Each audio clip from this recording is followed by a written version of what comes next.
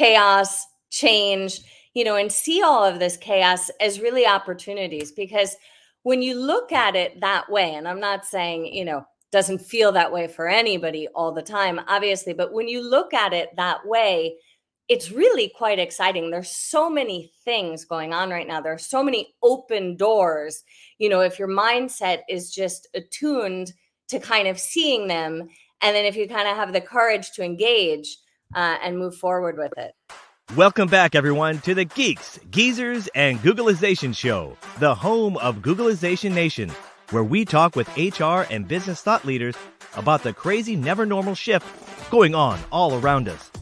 Our goal is to bring you ways to reimagine tomorrow and explore the ever-changing convergence of people, business, and technology.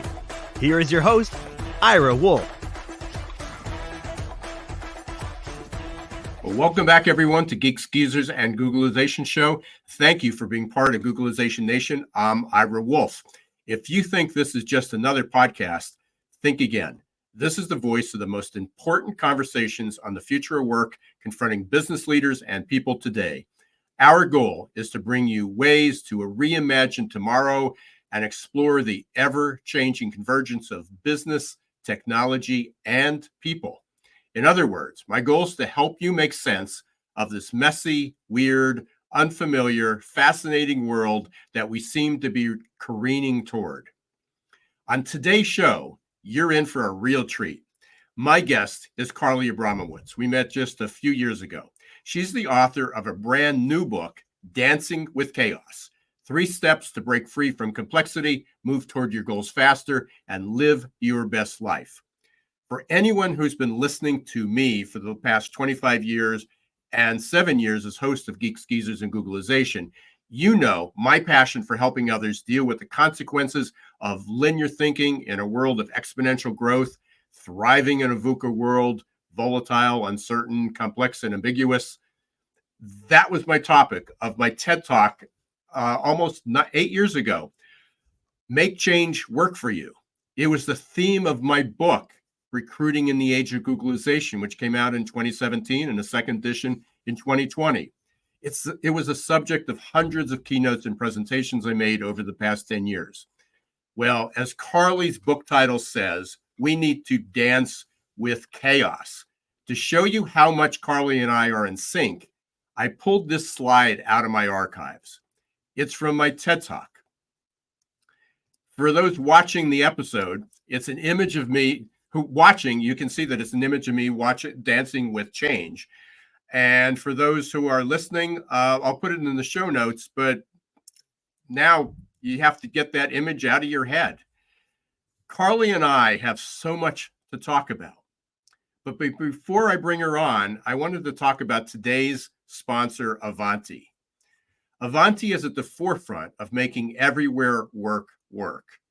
Last week, I had the good fortune to participate in their 2024 Solutions Summit. It was an eye-opening, inspiring event. There were so many good people from different walks of life that I met there. It started with the release of the 2024 Everywhere Work Report, and then an incredible vision of the future as told by futurist Sam Rad, who, by the way, will be a guest on the show in just a few weeks. We participated in roundtables and discussions about the intersection of IT, cybersecurity, and HR. Right now, that intersection is a bit congested, and at times it's an accident waiting to happen, with the function and safety of securing data colliding with the digital employee experience. Well, Avanti's at the forefront of making everywhere work, and you'll be hearing a lot more about Avanti and everywhere work in the weeks to come. Meanwhile, you can download the 2024 Everywhere Work Report by going to Geeks Geezers and Googlization.com, wait for the pop-up, and then click on it, and it'll direct you to the site. Or you can go directly to Avanti.com as well. Now, it's time to bring on Carly Abramowitz. From Boston to Paris, Carly always has danced to her own rhythmic beat. She's a graduate of Northwestern University. She's not just an innovator, she's a dynamic force of creativity and energy in a world of constant change. She's driven by depth, purpose, and an insatiable zest for life. She founded CA Consulting Group in 2005, and today it's an international firm that stands at the forefront of elevating leadership, sales, and communication training for global giants. We're going to talk a lot about that. Let's have a big Googlization Nation welcome for Carly Abramowitz.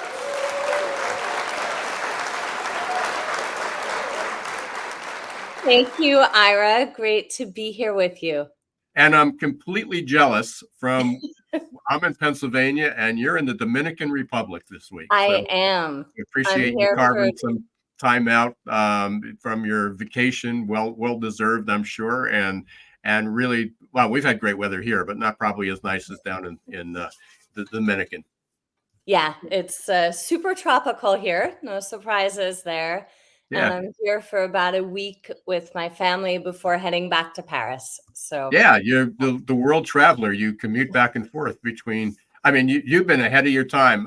Like I've been remote since 2004. You've been commuting back and literally almost commuting back and forth between Miami and Paris and worldwide. Well before we're talking about this world of everywhere work and remote work and hybrid work and doing it. So obviously it can work. And the pandemic just pulled the curtain back on it. The COVID pandemic pulled the curtain back on it, and here we are. And a lot of people are, as I said, dancing with change. You're talking about dancing with chaos. So let's talk a little bit about how you got there. You know, where did that theme come from? What does that look like? And we certainly want to delve into your the three skills that you believe that we should learn about. But our paths and our stories and our influences certainly came from many similar places. So let's hear about yours. Yeah, thank you so much, Ira.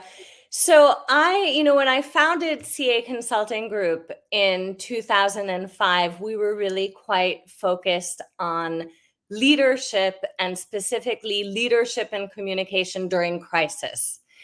And if you kind of fast forward from 2005 to about 2015, 2016, and I do talk about this in the book in Dancing with Chaos, all of a sudden, there were so many simultaneous crises happening that, our clients who are these, big, ginormous companies started referring to these crises more as transformations.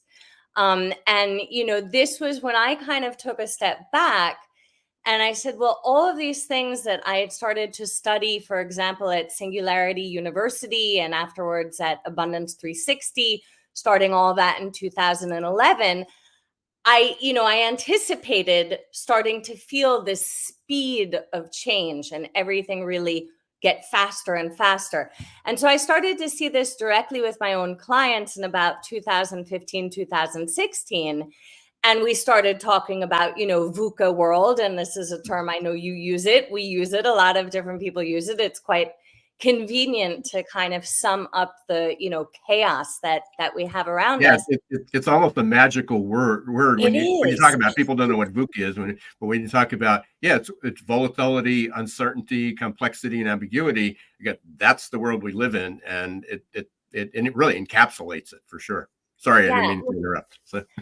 Absolutely. And like you, Ira, working with people and really, trying to help people and empower people to be able to reach their goals and achieve their ambitions and their dreams, and starting really 2015, 2016, just watching so many of our clients at all different management levels kind of get sucked in to the chaos, so that's originally where I got the idea, perhaps during the pandemic. I don't remember, exactly when it came to me, but it was in me. And I just felt this real need to try and observe, what was going on around me, around so many people around me, and really pinpoint, well, what are those fundamental mindsets? What are those fundamental skills? What are the fundamental practices that some people are doing and doing more of? And it seems to really be helping them to embrace the current, chaos, change, and see all of this chaos as really opportunities. Because when you look at it that way, and I'm not saying, doesn't feel that way for anybody all the time, obviously, but when you look at it that way, it's really quite exciting. There's so many things going on right now. There are so many open doors. If your mindset is just attuned to kind of seeing them, and then if you kind of have the courage to engage and move forward with it. So that's where the idea and the writing of the book came from.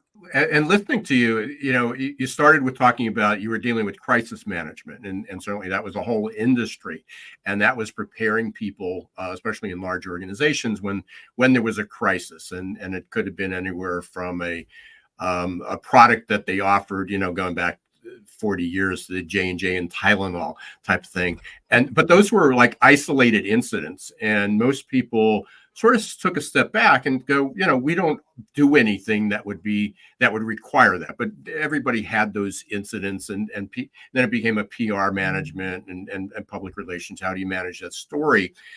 But it just hit me today is like, well, why? My first thought was, when you started to tell that story, was, why didn't you call it Dancing with Crisis? And the reality is there is almost a crisis. It seems for certain people and certain events and certain companies that the frequency of crises collapsed. Exactly. And that's where we're moving. And it's like, okay, now I get it. Now I see the story. And that's really important, because there's so many instances that people just think that the pandemic was a one-off. It's like, I'm not going to live another 100 years. It happens every 100 years. We got through it. Look where we are. We're back. We're still trying to get back to normal. But the normal we face now, those timeframes of normal are on top of one another. And you mentioned this in the book, and you phrased it in a way that I hadn't necessarily heard before, because in my book, in the Recruiting in the Age of Googlization, I have a whole chapter on how do you explain exponential change. And it goes back to the old story that if I give you a penny today and you bring me back the penny tomorrow, and by doing that, I give you 2 pennies. And then on 3 days, you got 4 pennies, and it goes 8. And it's like, how many pennies do you have at the end of a month? And people, because for a long time, for the first 20 days, it's like, this is a lot of work for a little bit of money. Right. And then all of a sudden, it's worth $5 million. Boss can give away the storyline at the end. But you talk about it in a different way, and you talk about the knowledge doubling. Yeah. So can you just share that? Because I think we're looking for stories that people can find relatable. Yeah, absolutely. Well, there's so much available to us. That's where, this knowledge doubling curve, it's clearly an exponential curve. That's where that comes from. And again, this goes back to 2016, which was not kind of, a mundane year, let's say. That was the year that the amount of information, the amount of data in the world doubled that year. And since then, this doubling of data and this doubling also of the knowledge curve has not stopped. And there are a whole range of experts, on the data side of things, who say that, from now until 2030, 30% of the data in the whole world will actually be created in real time. And, you try and wrap your mind around that. It's a little bit conceptual. It's a little bit difficult to grasp just how fast things are going. And so, I think that exponential curves, which was something I was initiated into with Singularity University, because they use that really a lot to help you understand the scale of change that's happening in the world. And when you really grasp that force, right, of the exponential change, which is something that we all felt, for example, during the pandemic. It's the same thing as your penny example. One day, one person far away was sick, and 2 weeks later, a few people closer were sick. And then the next day you couldn't leave your house, at least for us in Paris, We didn't leave our apartments for 2.5 months because everybody, was sick. And that's really kind of that force, like taking off in an airplane or a rocket, of the exponential curve. And I think what's interesting for us, as people, as human beings, is to look at that and to realize, well, okay, we're not formatted. Our brains, our intellects are not formatted in that exponential way. We're very linear. We think about, well, what am I doing tomorrow? What am I doing next week? What am I doing next month? Oh, right. Next year, I can plan another vacation to the Dominican Republic, so on and so forth. We don't have really innately that capacity to understand scale at that change. And I think that really one of the most important starting points for anybody who's looking to achieve more, to feel better, to feel more in sync. And I think that word in sync is so super important today, is to really start to just understand, well, okay, my brain isn't formatted to understand the scale of change, but if I understand the scale at which the world is changing, I'm going to have such an easier time navigating within that change. Last night, I had the opportunity, I'm part of a regional YMCA board, and I'm on the task force for Future Vision. And so I was leading the discussion and the conversation there. And from the prior session, people got in the weeds. There were things that they can fix, and they go, well, this is our 5-year plan, or this is our 10-year building plan. But they're still thinking linearly, because it's like we have 5 years, but they're not projecting out what's the world going to be in 5 years. And just a few years ago, 5 or 10 or 20 years from now, was pretty predictable. It was a trend. And now it's dramatically changing. So just this morning, I went back and I was trying to figure out how to explain this to them better. Because when I said, look back, think of yourself 20 years from now, look back, what's that world could be? And they go, well, it's so hard to predict the future. Well, so I took it in reverse. And I'm just going to quickly read a couple things that I pulled up here. So I looked at, and most people don't realize this. So if we go back to 2004, okay, the iPhone was not invented. We did not have an iPhone yet. So if we just look over those 20 years, actually, it came out in 2007. So if we look out over the last 17 years, how our lives have changed. First of all, in 2004, 90% of homes had landlines. You had phones. We had flip phones, but most people still had landlines.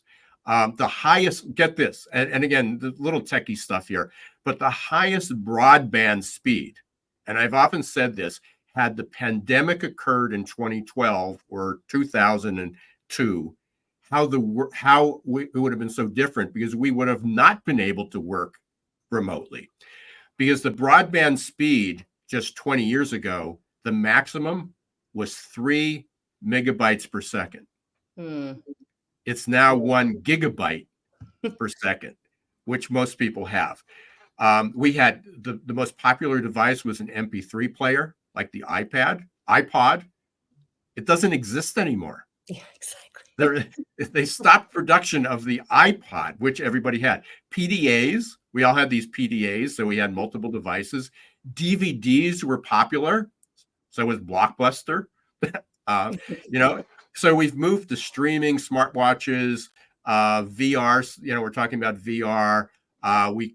We had cameras. We used to go to Kodak to get the film processed.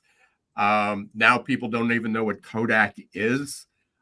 So there's all these, and this is only within the last 20 years. And we can go back 10 years, we can go back 5 years and say, what were not just fads, but devices that we relied on for a period of time and now have evolved.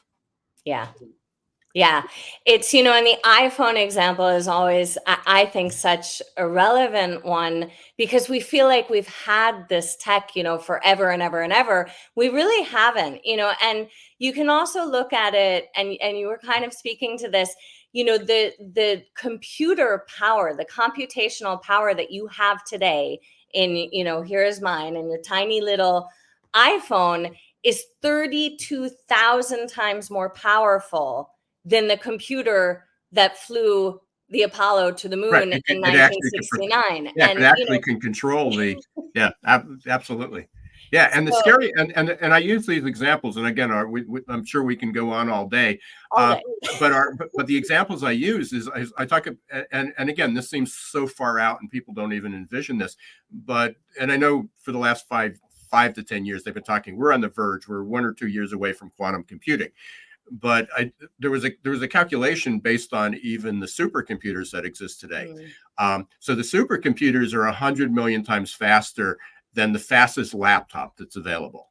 Right. Okay. So again, and go, okay, we don't need to know that, but that's actually what allowed artificial intelligence. That's what allowed these large language models to exist, because now the speed is so quick that it can process information. Otherwise, you type something into ChatGPT, and 3 or 4 years from now, we'd have a result. Now we can, it's just instant that it happens. Once we go on quantum computing, it's 178 million times faster than the fastest computer that exists today. And one day, that switch is going to be flipped. And I know the date keeps getting pushed out, and there's some challenges, but it's very soon. And that's definitely going to happen within the next 20 years. Some people say it's going to happen within the next 12 months. Yeah. When that gets flipped, that speed is just what happens. It's right. going to compress. And I loved what you're doubling, the knowledge doubling is, because I think what it said, what used to take decades or centuries to accumulate that knowledge, was down to 12 months. What we accumulate almost within on an annual basis was down, or it was the amount of knowledge that it's created is what the world used to create in a lifetime, and is now down to 12 months. And that is going to keep compressing. Yeah. So you've come up with some, and there's 2 paths we want to go to. We want to talk about AQ a little bit, because that's where our paths cross and where that fits in. But your book is about 3 general areas, 3 skill sets that were developed. Absolutely. Let's talk about those so we don't get too far into this and not get too far into all the techie stuff. Yeah, no, I'm totally with you on that, Ira. I think the overall premise, before kind of breaking down what are these big skill groups and, how do they work, why are they important, so on and so forth. The big premise for me, having worked in leadership development and sales development and just overall soft skills development for basically the past 30 years of my life, the big thing for me is realizing that it is actually these skill sets that are going to give us, you, me, other people, some continuity and some stability, and a feeling within ourselves of some notion of predictability, and I think you did such a beautiful and pedagogical job of explaining, what's going to happen when the quantum switch, is switched. It's a really, really good question. And so it's so important to me, seeing how people operate within companies, even within their personal lives, how can we empower? How can we help by giving skills and kind of breaking them down into a way that's practicable, that's applicable, that people can really hang on to and feel like they have something, which was already a big concept, I think, in today's world. And so in Dancing with Chaos, I break them down into feeling really rooted. Like, how do you get rooted? How do you get grounded? And I'll come back to that right after.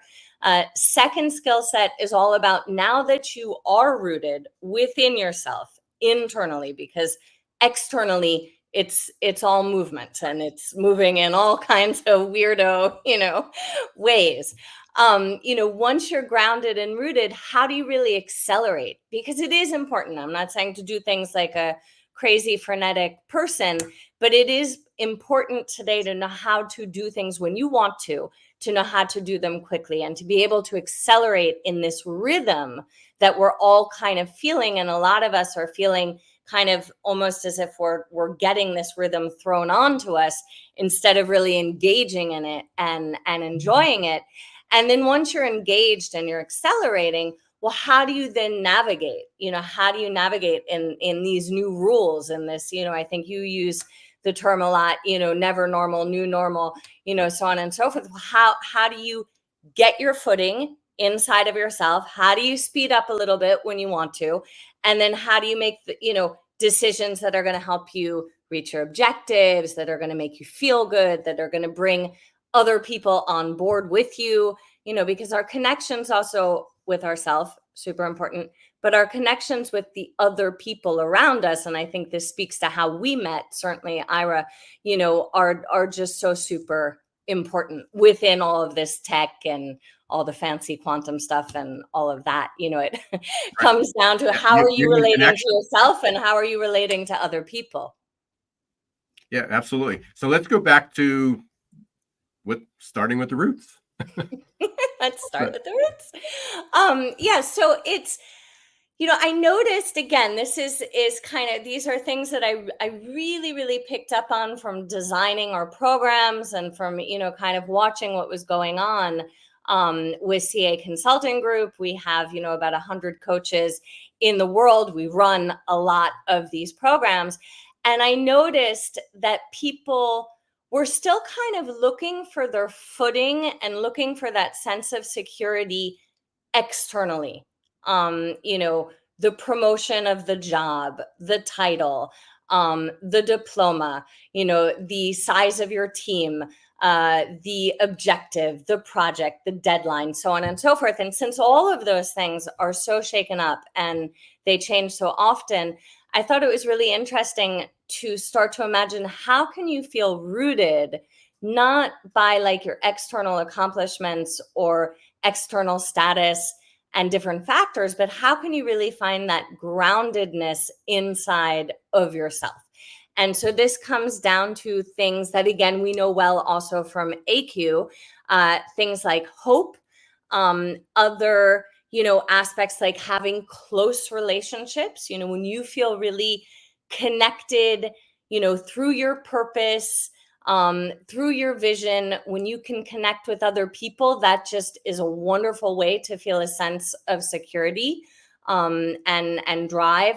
How are you focusing? What is your purpose? All of these things, there are 6 specific skills that I, have put into the first part of feeling grounded. And not, people can start the book Dancing with Chaos wherever they want, really, and I've set up this lovely AI bot, Jeannie, who is there. She can do a million different things. And one of the things that she does really, really well is help people get really clear on an objective or several objectives on what are the skills that are going to help you the most to achieve that objective and to achieve it in the way that you want to achieve it. And so, I would recommend to anybody listening, if you're curious, if you're interested, go talk with Jeannie, get clear, on the skills that you would like to be working on. And if they're rooting skills or accelerating skills or navigating skills, it doesn't really matter so much, so long as they're important and they make sense to you. Is there a list of specific skills? I mean, that can be identified. So yeah, let me hold that question because I just looked at the clock. We're going to take a really, really quick break. You're listening to Geeks Geezers and Googlization. We're having a phenomenal conversation with Carly Abramowitz, author of the new book, Dancing with Chaos. We're talking about the skills that are required to not just survive, but thrive in a never normal world, or whatever we want to call it, moving forward. We're going to take a really, really quick break. We will be back in 1 minute. And when we come back, we're going to look at some of those specific skills that people need to develop in order to be able to do this. Are your employees feeling stuck and just showing up for a paycheck? Is your workforce working harder to get back to normal than adapting to the future? It's time to help them break their addiction to certainty and develop a growth mindset. Developed by one of the world's top-rated future of work thought leaders, AQ Plus Mindset is a powerful tool to help your employees embrace change, adapt faster, and grow on the job. Conveniently delivered to any smartphone or laptop and easy to digest 5 to 10 minute lessons. Managers can sit back and watch employee attitude shift towards growth and innovation in just 30 days. Are you ready to help your employees thrive in this ever-changing, never normal world? Encourage them to show more grit, resilience, adaptability, and unlock their potential? The journey to a growth-filled future starts with a growth mindset. Visit aqplusmindset.com or call 484-373-4300. Hey, welcome back, everyone. We're speaking with Carly Abramowitz on today's episode of Geeks Geezers and Googlization. When we left, we were talking about Carly's the author of Dancing with Chaos, and we had just talked about being rooted. How do we find our roots? How do we get our foundation? How do we get our feet solid on the ground of where we're going? But there were two other general skill sets that required that. So we want to cover that, but also dig in the weeds a little bit. What are some of those specific skills that people need to develop? Yeah. So when we're talking about rooting skills, like what are the things that are really going to help you feel grounded? We're talking about things like hope, which goes back to what is your mental filter? How are you looking out on the world? Are you looking at it as a world of opportunity, or are you just kind of seeing all the setbacks and the complexity and so on and so forth? So hope is the first skill that we work at in terms of getting grounded, getting rooted. There's courage, because all of this complexity and chaos, it does really require some courage. And that is certainly an important one to keep working on. There's focus. Your purpose, certainly, but what are you paying attention to? As I mentioned earlier, there's close relationships. And then the last two skills that we have with rooting are creativity, because things are moving so quickly. And this is really the chance to let your creativity shine and to really put that forward, and to use that as one of your key skills. And then there's practice, which, working and learning and development and leadership development and sales development all these years is certainly a subject that is so dear to my heart, because practice, the expression practice makes perfect, at least practice, makes you really comfortable, and starts to get you really good at the different skills. And it's important to look at that, almost like training, like you're in a gym, or like a dancer, which is, of course, the metaphor that I use throughout Dancing with Chaos. Right. Dancer is still at that bar. The best dancer in the world is still doing bar exercises, every day. And that notion of practice and of deliberate practice is so important. So those are the six for getting rooted, getting grounded. So let's move on to the other ones. Make sure we cover the other general areas, because I want to be cautious of the time, but I also want to bring in where our paths cross, because we talk about skills in a model with the AQ as well. So let's move on to, so we've got our roots, we've got our foundations, we've developed those 6 skills, or we're working and practicing on those 6 skills. What's next? So once you're rooted, and again, this is an internal rooting, it's with yourself, even if you're connecting with other people, which is obviously the idea. And then we move on to, well, how do you accelerate in the chaos, and how do you kind of start moving more swiftly toward your different objectives? And we do that. There are, again, 6 skills. They're adaptability, which is one of our favorite shared subjects, I think, Ira. Oh, absolutely. We can talk about that maybe a little bit later. There's confidence, in all aspects of confidence, your confidence in yourself, your self-confidence, your confidence in the relationships that you're building. And if you don't have that confidence, I would strongly recommend, re-examining, why you're still maintaining those relationships. And then your overall confidence, out with the world. Again, what's your viewpoint? Are you seeing opportunities? Are you seeing, hardship and, only the setbacks and the adverse kind of effects that any of us can, of course, feel sometimes? There's enthusiasm, which is one of my personal favorites, because I think it just lights up this, inner fire that we all have inside of us. And when you're enthusiastic about things and you share that enthusiasm with others, especially if you're in a leadership position, I think it's hugely effective. There's mental flexibility, super, super important. One of my favorite skills as well, of not only just being able to switch between ideas, but being able to understand that several things can be true at the same time, that we live in a world of paradox. Different viewpoints create different truths, and it's so important to be able to acknowledge that today. There's acceptance, and again, all notions of that: self-acceptance, acceptance of others and where they are and how they're looking out into the world, acceptance of external situations. And there's competition, which I love because, being a student really of dialectic thought, and these are, communication techniques that were first, observed and formalized from the Greeks. This is something that I studied all the way back when I was at Northwestern. And this is, these were my first subjects in terms of coaching top executives in Europe and then afterwards in the US. And certainly when you look through this kind of dialectic lens, you notice the importance of competition, because competition is what helps to bring out and up the very best ideas.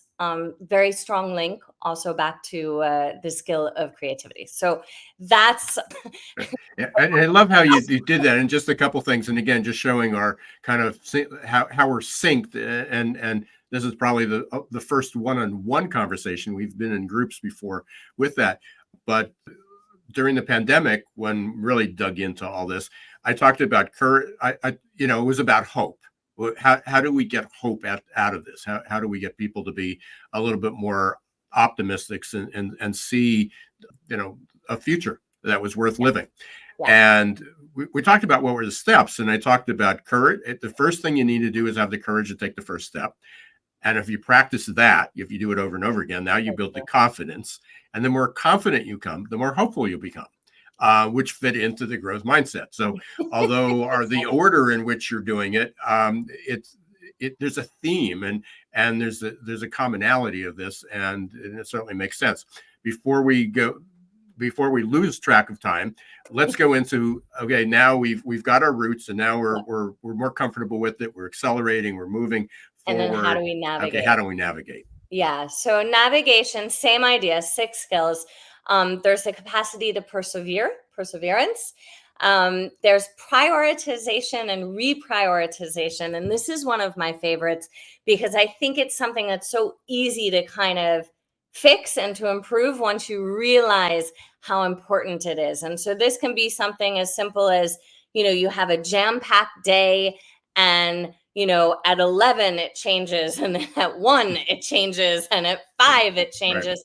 And, how are you kind of very comfortable and mentally flexible with rearranging those priorities? I think it's really one of the top skill sets that people can focus on today. There's being pragmatic, as opposed to being an idealist, which is super important as well. But, it's today, if you want to navigate and just do it, sometimes just focusing on the essentials, being pragmatic, accepting something that's good enough to start, which is, goes back to what you said right before, Ira. It's so important. Collaboration. I think this is a theme that so many of us, really get a sense of the importance of. The famous quotation, alone you can go faster, but together you can go further. I think it's, really never been absolutely as true as it is today. And I think that will become even more the case as we go further into the complexities, of tomorrow's world. And then there's learning and growing. We're always learning, we're always growing. And I think when you really get a sense of that, it opens up so many doors, and it opens up, you talk so much about the growth mindset. Learning and growing clearly are linked to that, but it just also, it kind of takes some of the pressure off. It takes that edge off to get it perfect the first time, or, to be a rock star right away with something. And it just lets you get comfortable that every single day, really every single instant of your life, you are learning, you are growing, you are, moving at all times. Your body does it without you realizing, with cellular regeneration, all of our bodies, every single cell, we have a new cell, be it in your bones, your brain, your skin, wherever you want, your eyes. We're totally redone every 90 days. So this is something that your body does organically without you even being the slightest bit aware of it. And I think it's important to realize that we really have this capacity much more intentionally and consciously to be consistently learning and growing. And then I kind of close the book off and this whole section on navigation with the importance of slowing down. Because it's it's easy to hear and to misinterpret, get rooted, then you can accelerate, then you can navigate, and again, it's not, we all have our frenetic days and moments and so on and so forth. But the idea is to, start to work toward a sense of inner peace. And that means different things for every single person, but learning how to, take a step back, take a break, if it's going to the beach, or if it's going to the gym, or if it's just sitting down and having a coffee with a really good friend, or for people who meditate, whatever, way works for you, is a great way. Yeah. So slowing down is important. We're about 42 minutes into this, and it always goes incredibly fast. And I'm thinking here, we could probably spend an entire episode on each of your 18 skills. And so you're welcome to come back anytime. But before we kind of start to wrap things up, we were connected through the Adaptability Quotient, the AQAI community. Where does this, and I know adaptability is one of those 18 skills, but it's much broader than that, because we talk about, you talk about mental flexibility, you talk about hope, but we talk about grit and resilience and unlearning, and you touched on that a little bit, growth mindset. Where does that fit into your world? I mean, what was that connection that you saw, and where does it fit into this? Yeah, I love that question because it was such a strong connection. So I met Ross Thornley, who is, one of the founders. Of course, we both know Ross very well.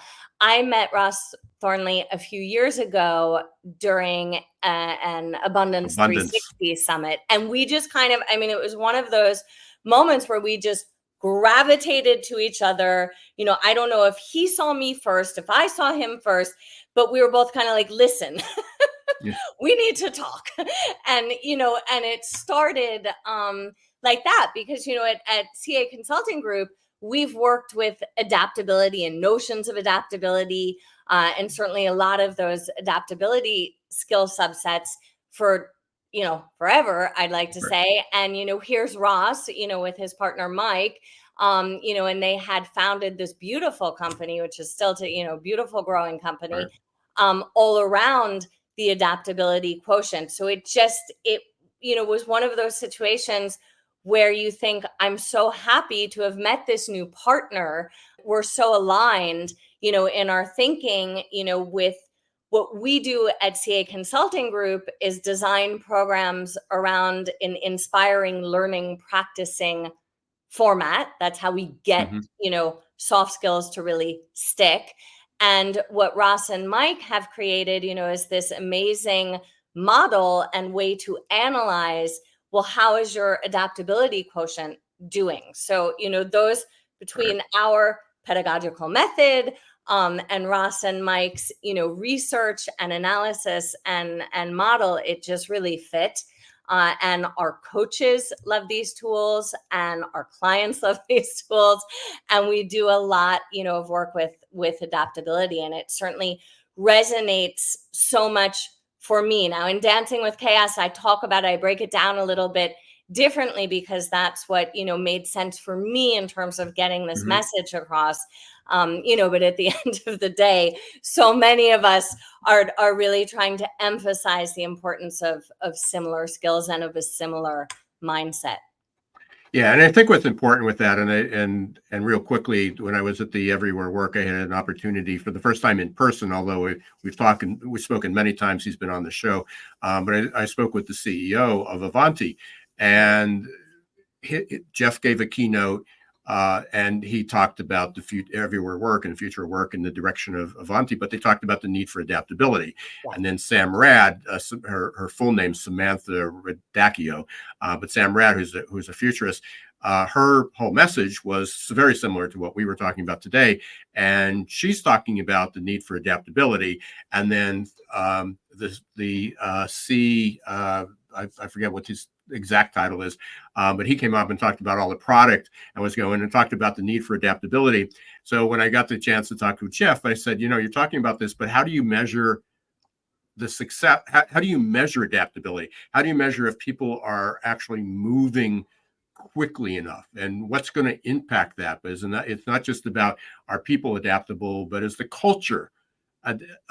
does it create an environment that allows that acceleration? Does it? Absolutely. Maybe you have maybe people have the foundations, but you don't allow them to accelerate as they should or navigate as they should, which fits into that. So I encourage everybody, if AQ is not the solution, it's just a metric. It's a measure of how adaptive is your culture, how ready is your culture for the pace of change that's coming, and how do you prepare the people for that? Which also, Carly, you even break it down further with the 18 skills, and obviously I've already made that connection of how your model fits in, and so we'll have fun with that. Before we talk through the end, I do want to real quickly ask you a couple questions, real quick answers, to get to know you a little bit. So we call this the lightning round. This is part almost a layup for you. When you need to just get enthusiastic, as you said, or lay back a little bit, what's your favorite music or band? Who do you go to? What do you turn on? Yeah, I love music. Let me just say this is the first year in a number of years that I am unfortunately missing Jazz Fest in New Orleans this year, but that's okay. I'm a huge music person. I love Fleetwood Mac. I know it's an old we just name got tickets for Stevie kind Nicks. of throw out there, but I love them. And we just got tickets for Stevie Nicks concert. Oh my God. Next month, 2 months. Yeah. Love it.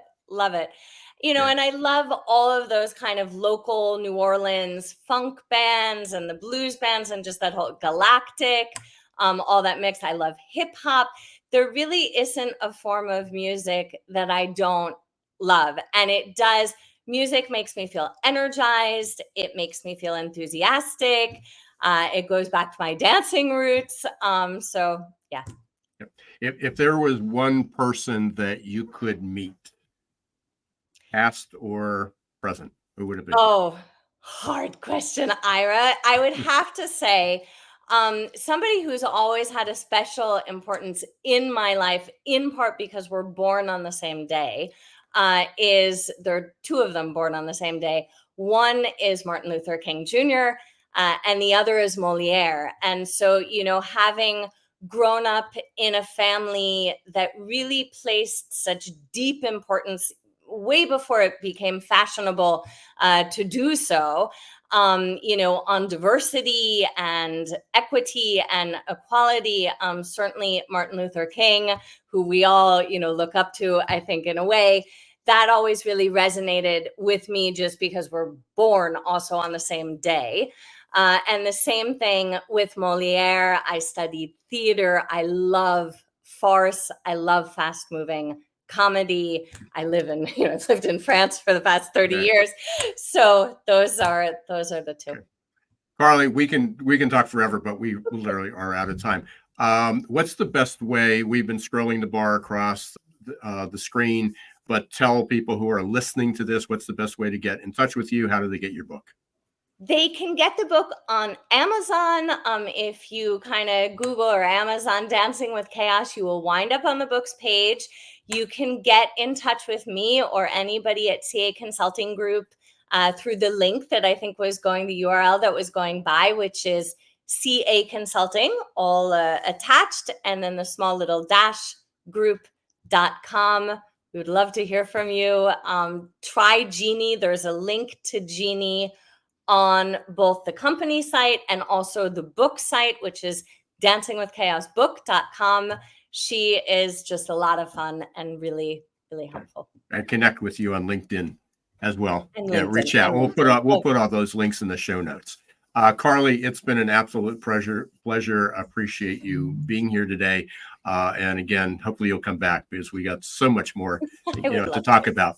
Thank you, everyone, for listening to Geeks Geezers and Googlization today. Thank you for being part of Googlization Nation. I want to thank Avanti for being our sponsor. Please go to the avanti.com or geeksgeezersgooglization.com site where you can download the 2024 Everywhere Work Report. It is fascinating, and you'll be hearing a lot more about that. And until next week, don't let the shift hit your plans. Thanks for watching Geeks, Geezers, and Googlization. Be sure to listen to the podcast and follow us on YouTube. This show was produced and edited by Hilton Productions.